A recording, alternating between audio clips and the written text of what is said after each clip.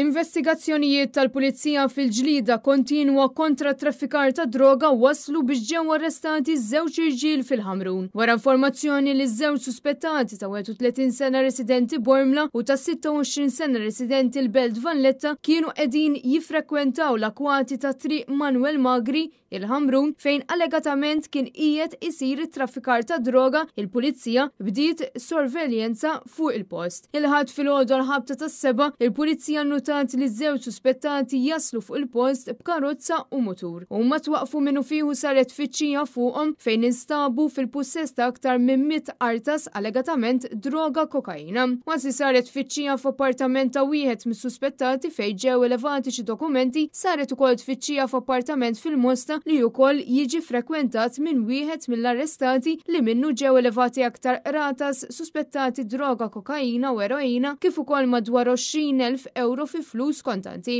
Waqt l-investigazzjonijiet tal-Pulizija għadhom għaddejjin, il-Maġistrat Filip Galja Farrugia qiegħed imexxi inkjesta.